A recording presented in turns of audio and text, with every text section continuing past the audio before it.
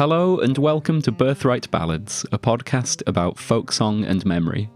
I'm Jamie Cook, and today's episode is about ancestry and two songs, The Green Linnet and Lady Franklin's Lament. Curiosity led a young native of Erin for to view the long banks of the Rhine. And there an empress he saw, and the robes that she was wearing all over with bright diamonds did shine. No goddess in splendour was ever yet seen, for to equal this fair maid so mild and so serene. In soft murmur she cries, "Oh my linnet so green, are you gone? Will I ne'er see you more?" A folk song is a living, breathing thing with a lifespan. It has a family with other related folk songs, a family tree that traces its ancestry. At some point, it is born, although it can often be difficult to say when exactly, and then it grows through different developmental stages. It has a maturity and an old age, and one day it will die, forgotten to all who once sung it. I think sometimes about all the dead folk songs, the ones of which there is no written record and no oral history, because they lived only in the mind of someone long ago. I wonder what it must feel like to be that song, to know it inhabits the last mind, and that it will die with its keeper. I'm reminded of the story of Walter Sutherland, an inhabitant of the tiny village of Score on the Shetlandic Isle of Unst, the most northerly settlement on the most northerly inhabited island in Britain. Sutherland is famed for being the last known native speaker of Norn, a language that was once prevalent across the Northern Isles of Shetland and Orkney, but declined severely in the 19th century. I think about how lonely that must have been, to be the last native speaker of a dying language. Or maybe it felt like a great honour to be blessed with the responsibility of fostering a language in its old age, respectfully allowing it to live inside your head, and when the time comes, passing with it so it need not die alone. I doubt that I will ever be the final keeper of any folk song. Everything is too well documented online these days, but I may be the final keeper of my own version, because songs twist and morph in our heads and they take on their own new meanings, personal entirely to us. That's part of the beauty of traditional folk. There often isn't really an original, there's no correct version. It can change into something new, borrow from other songs or be borrowed from itself. Everyone's version of something memorized has a uniqueness. Whether taught from memory, or from writing, or from recordings, adaptations are made, and mistakes are made. Phrases are forgotten, or invented, or stolen to fill a gap, or redirect the tale. Even where a song's authorship is known, once a song enters that hazy world of generally agreed upon folk canon, it's like it's given permission to become something else, something new. This is the contradiction of both folk song and memory. It is simultaneously something very old and always new. So much of what I've needed to research for this podcast, I've looked up on the internet. Google has been my friend. But there's no reliable search engine for my memory, so when I remember something, I just hope it's correct. I do my best to critically analyse the accuracy of my own thoughts, but there's no decent fact checker. Sure, I can cross-reference with other people's memories who shared experiences with me, but these are also unreliable. They're biased, and they can lead me astray. Like, I have so many visual memories of things I did not experience. I think everybody does. In reality, they're recreations of auditory memories of somebody else recounting their visual memories to me. Even as a not very visually minded person, my brain chooses to store and recall information visually, even if there was no visual data in the original experience. Most of us play our memories back like a film reel because it's a narrative format that we're fairly familiar with, despite that not being how I tend to experience life. It doesn't really account for all the time that I zone out, or I lose focus, or I'm just not concentrating. Those gaps in my narrative that my brain fills in with a false memory, its best guess. Like, I have this really strong visual memory of being probably about 2 years old, my mum going outside to hang the washing out and asking my brother to watch me, and me just wandering straight out the front door of my house and off down the street on my own little adventure. Me being found by 2 old grannies halfway to town, and me only realising the peril of my situation when my panicked mum ran down the street and found me and took me home. I can see it all so clearly, but when I think about this memory, I'm viewing myself in the third person. This is not my memory, and these are not my eyes. This is my mum's memory that she's told me time and again, and this is my imagining of what her eyes may have seen. It's viewed from above, as from the eyes of an adult looking down on child me. Although it's her memory, it has become my memory, and supposing I outlive her, which I guess I hope that I do, it will survive after she's gone, but probably not after I'm gone, unless for some reason someone else also adopts this memory. Like a folk song, memory also has a lifespan, but it doesn't always act how I expect it to.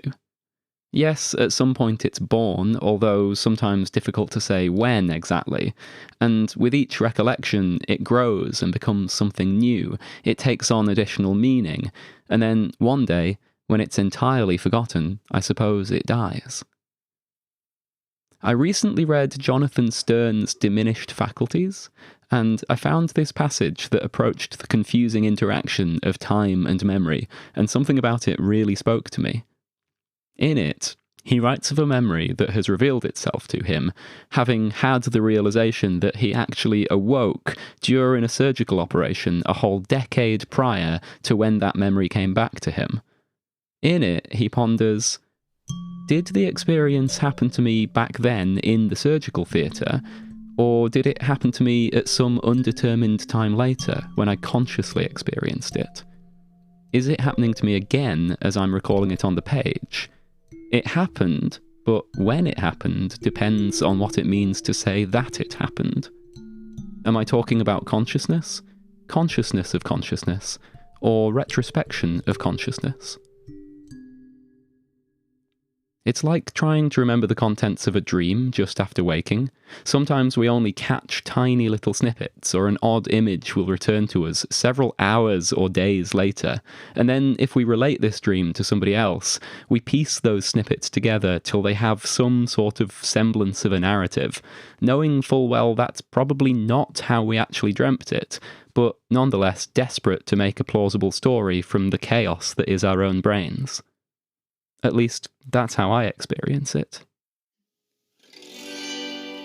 We were homeward bound one night on the deep.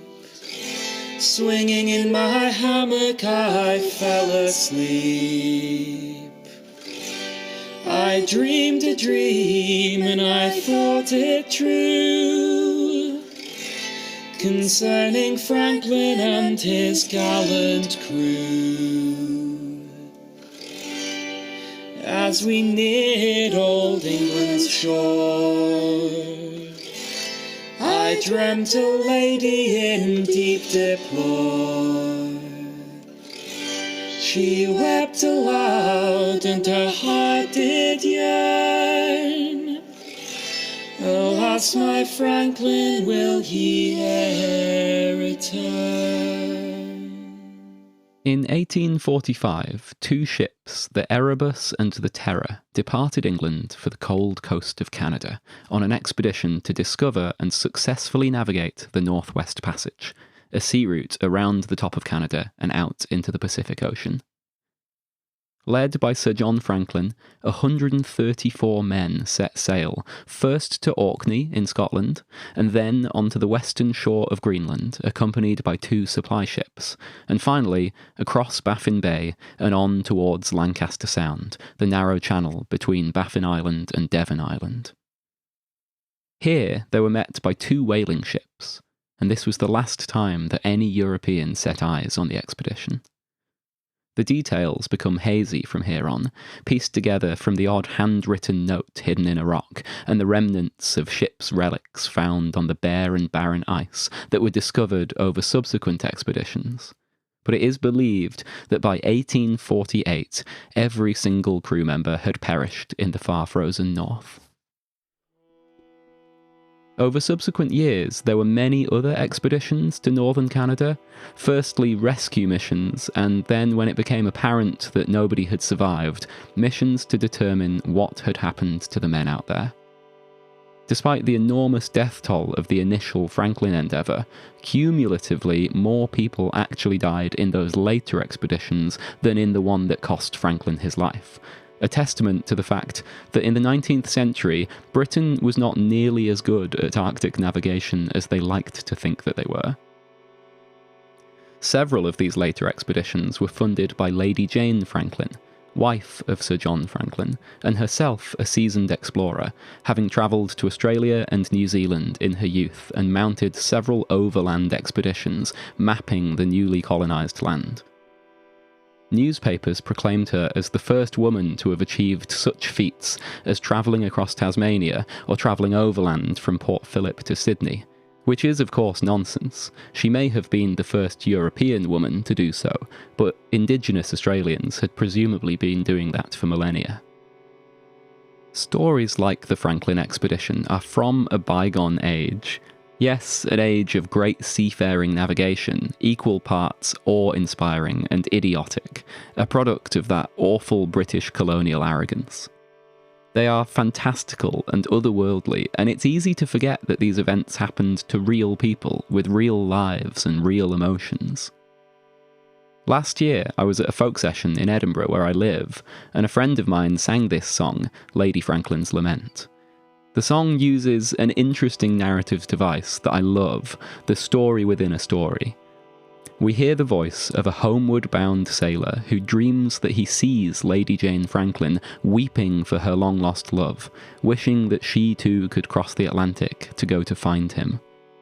That old folk trope of the lady left behind, waiting on the shore for her lover's return, that must have been a reality for so many women whose husbands had gone off to plant flags in occupied lands. Whilst she herself never did cross the Atlantic to search the frozen north for her husband, in 1854 she travelled to Outstack, a tiny Shetlandic island and the absolute northernmost point of Britain, only 3 kilometres from the village where Walter Sutherland had lived and died as the last speaker of Norn. She went there to mourn the death of her husband and to be closer to him in his Arctic grave. I've always found the story of this particular moment in history so compelling, and I remember as this friend of mine introduced the song Lady Franklin's Lament, he told us that he had an ancestor who was on that ill-fated expedition, a so many times great uncle who died on the long walk across King William Island, south towards the mainland. Again, it reminded me that this was not just a story, that this happened to real people with real lives and real emotions. With 100 seamen he sailed away to the frozen ocean in the month of May, to seek a passage around the pole, where poor sailors do sometimes go. It's a long time now since those ships of fame bore my long-lost husband across the main. Through cruel hardships they vainly fought to find the northwestern passage out. I often wonder about the amazing lives that my ancestors may have lived, lives that I know absolutely nothing about. I know little even about my grandparents, and next to nothing about any generation before them, but I feel a connection to the lives they lived, and I'm certain there must be some fantastical and unbelievable stories in amongst them. As a kid, I had this little storybook about the adventures of Captain James Cook, the 18th century navigator. I still have this book. I have it open on my desk as I'm writing this now. I have no idea when this book was published. It has no publishing page, but it's old and very dated. On the inside cover is a handwritten note that reads, "To Joan, with love, from grandfather, Christmas 1919. So, clearly, it was a gift to this Joan lady that year, although who she was, I have no idea. I don't know if the book came from a charity shop or something, or if this Joan is a relative of mine and it's been passed down through my family somehow, but it has been in my possession for as long as I can remember. I love the smell of this book. It doesn't read well, neither artistically nor ethically. It proclaims Cook as a mighty hero, one who was always kind and compassionate to the native people that he met, which we obviously know was not true. The introductory notes suggest that this is one of a series of little books, all detailing the lives of various British colonial figures, but I've never come across any of the others. I flick through this book, and it gives me a strange feeling. Breathing in the odour of the pages takes me back to my childhood, like I'm inhaling a small piece of my own history. Reading the words reminds me how much has changed in the world, and how much still needs to change. My real name is James Cook, although I've never gone by this. I've been Jamie for my entire life, so much so that I actually often forget that it's not my real name. I'll be sitting in the doctor's waiting room and I'll hear the nurse call out, "James?" And I'll think, not me. When's it my turn? I'm not entirely sure why my parents chose to call me James and then literally never once referred to me by it, but I suppose it's that sort of old-fashioned traditionalist thing of having a Sunday name. I have occasionally had the somewhat morbid thought of, when I die, what name will be written on my gravestone? In reality, I find the notion of gravestones one of those archaic, self-important, egotistical human traits, like I must tell future generations that I was here, when really, why should every individual need a monument to their individualism? But still, here lies the body of James Cook. That just doesn't sound quite right to me. I feel so disconnected from the name James that I've even considered legally changing my name to Jamie because it just feels more me. But now, hear me out. One reason I don't want to change my name is, and I know this sounds ridiculous, but as a child, I had this great fascination with Captain James Cook, and I was a little obsessed with the idea that I might be descended from him. Yes, I know this is daft. There are almost 600,000 people in Britain alone with the surname Cook, and we can't all be descended from him. I know that he is a deeply problematic figure, a great hero of empire come violent colonialist who just planted British flags in already inhabited lands and exploited indigenous folk. Exploitation that led to his eventual murder in Hawaii in 1779. But I wanted to have somebody famous in my ancestry, and I found it particularly cool that he was an explorer who travelled the world, because that's what I wanted to be. That little book told me that it was a noble thing to be. Explorers were people of the past, something from a bygone age, but I suppose I still dreamt that I could be one too, and I wanted to hold on to that vague possibility for as long as I could. Digging a bit deeper into the possibility, it sadly seems increasingly implausible. Cook did have 6 children by his wife Elizabeth, all of whom were born in London, somewhere that, as far as I'm aware, I don't have ancestry in. Of those 6 children, 5 of them died before adulthood, and the 6th died in his 30s, but probably childless. There are no known living descendants of the Cooks. Elizabeth outlived her husband and all 6 of her children, living to the ripe old age of 93. There is a single surviving portrait of her, an oil painting that hangs in the State Library of New South Wales in Sydney, Australia. I looked at the painting online. It's of a drab old woman, tight lips, face drawn into a pensive expression, her glassy blue eyes telling of a life of much wonder and sorrow. Given those facts about her children, it seems unlikely that I'm gazing upon my so many times great-grandmother. But also given that the inscription on the painting reads, Mrs. Elizabeth Cook, aged 81 years, 1830.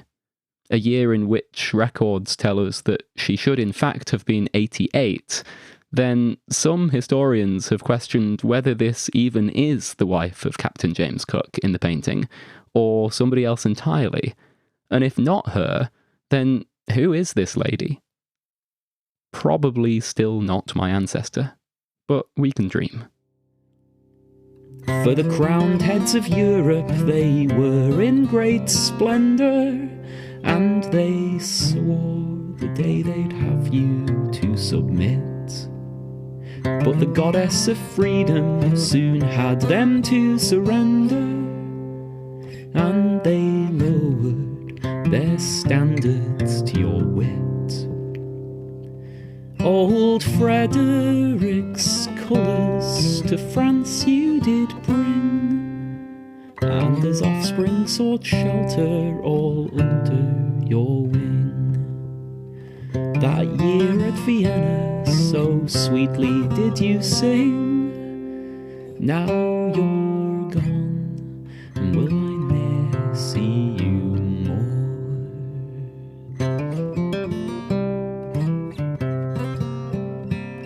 I'm reminded of this song, The Green Linnet, another song with an unusual narrative framing device. Here we listen to the voice of an Irishman, a native of Erin, who has crossed the sea to France and there witnessed the Empress Josephine, the first wife of Napoleon Bonaparte, grieving for the disappearance of her husband. At first, this seems like a somewhat odd subject matter for an Irish folk song, but in actual fact there are several surviving Irish love songs about Napoleon, here nicknamed The Green Linnet. Indeed, support for Napoleon was strong in some parts of Ireland, as there was this belief that if he invaded the British Isles, he might liberate the Irish from the tyrannical rule of the English. The historical accuracy of this song leaves something to be desired. Josephine herself had actually already died by the time that Napoleon was exiled to the windswept Isle of St. Helena, so it seems unlikely that she'd be sat on the banks of the Rhine grieving. And regardless, their marriage had not been an easy one. Maybe she wouldn't have grieved at all. Plagued by affairs and infidelities, it's fair to say that both Napoleon and Josephine got around a bit. Napoleon's family never approved of the marriage either, shocked that he'd chosen to marry a woman 4 years his senior, a widow, and a mother already to 2 children. But the final nail in the coffin for their marriage was the growing realization that they were never to have their own children. It became increasingly apparent that Josephine had become infertile after the birth of her daughter from her previous marriage. The fact of the matter is, if you're trying to position yourself as the supreme ruler of Europe, ancestry matters, lineage matters. The two divorced in 1810 on the grounds that Josephine could not produce an heir, and Napoleon remarried Marie-Louise, Duchess of Parma. And by that measure, his new marriage was a success. They had a son, though by several other measures, it absolutely was not a success. Marie-Louise fell in love with Adam Albert von Neipperg, an enemy of Napoleon's, whilst he was exiled on the island of Elba, and Napoleon refused to make contact with his wife ever again. Nevertheless, there are a surprising number of people alive today who claim Napoleon and Marie-Louise as their ancestors. The Bonaparte family are still unsettlingly influential in French politics and still style themselves with numbers of their monarchic reign. The current head of the house is one Jean-Christophe Louis Ferdinand Alberic Bonaparte, and he styles himself as Napoleon VIII. The thing is that this song is beautiful, it's mournful and heartfelt, and when I first heard it, I didn't understand its meaning or historical significance. It's another imagined story, but that reminds us that the characters involved in this tale were real people with real love. Despite their incredibly messy relationship, it was long thought that Napoleon and his first wife still deeply loved one another. After their divorce, he wrote, "It is my will that she never doubt my sentiments, and that she ever hold me as her best and dearest friend." And those that were present on the island of St. Helena in 1821, as Napoleon lay on his deathbed, claimed that his final word was Josephine. So I have roamed through the deserts of wild Abyssinia, and could yet find no cure for my pain. And I will go and inquire on the Isle of St. Helena, though soft murmurs whisper 'tis vain. Come and tell me, ye muses, come and tell me in time, what nation I must roam my green linnet to find. For was he slain at Waterloo, or in France, or on the Rhine? Or is it true that he lies dead on St. Helena's bleak shore? Lady Jane Franklin died at the good old age of 83. She never remarried, she had no children, there are no descendants of Jane and John. No one can reasonably claim ancestry from that loving, heartbroken, foolish, flawed and problematic pair. Those two heroes of a bygone age that, with hindsight, we really shouldn't be hero worshipping. 2 years ago, I travelled to New Zealand and I was surprised to see several statues of my namesake, Captain James Cook, still standing proudly in town squares, still celebrated as a hero. And I remember thinking, I don't think you are a hero anymore. Perhaps it's time you were taken down. I wonder sometimes about doing one of those ancestry tests and trying to trace my family tree. But I suppose everybody's fear is, what if I find nobody interesting in my story? But then I remember that you don't have to be someone famous to be someone interesting, and that in all likelihood, all our families are probably littered with incredible, unbelievable stories. And they're not just stories, they were real people with real lives and real feelings. Go back far enough, we're all related to one another, we all share a common ancestor, and they were a real person, probably with a whole bunch of unreal stories.